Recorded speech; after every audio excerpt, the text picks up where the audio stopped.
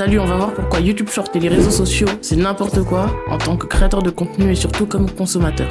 On va parler de trucs vraiment intéressants. La première chose, c'est que il faut que tu te dises que c'est toi contre la machine qui a été optimisée par les meilleurs psychologues et neuroscientifiques du monde. Par exemple, le mouvement du scroll a été calculé pour qu'il demande aucun effort. Le créateur du scroll ne pensait pas que ça allait avoir une telle ampleur et il essaye de créer un anti-scroll. Je sais pas comment ça va être, mais en tout cas, il essaie de créer.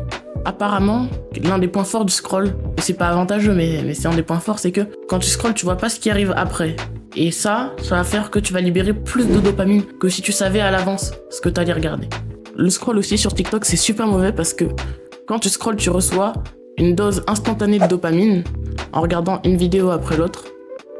Et le problème, c'est que ton cerveau ne va pas être entraîné à maintenir ta capacité d'attention. Et il ne va pas être capable de gérer des activités qui ne sont pas une gratification instantanée. Par exemple, manger un cookie, c'est une gratification instantanée parce que tu vas avoir directement ta dose de dopamine. Mais, par exemple, le sport, c'est un exemple de gratification différée. C'est-à-dire que t'as pas ta gratification tout de suite. Quand tu fais du sport, il n'y a pas vraiment de récompense à la clé tout de suite. Et voilà, mais ensuite, une fois que tu as terminé ton sport, là, tu te sentiras bien et à force de faire du sport, en plus, tu verras des résultats et c'est ça qui est cool.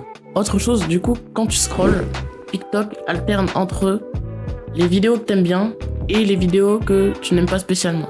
C'est fait exprès parce que quand tu vois une vidéo que t'aimes bien, du coup, tu libères plus de dopamine d'un coup. Maintenant, un autre problème des shorts, c'est que les gens ne sont là que pour se divertir. Si tu veux créer des shorts éducationnels avec une réelle valeur, c'est quasiment impossible. Si tu veux réussir au format court, il faut forcément que ça soit du divertissement. Alors oui, il y a des shorts un peu éducationnels, mais en vrai, c'est souvent plus pour divertir qu'autre chose.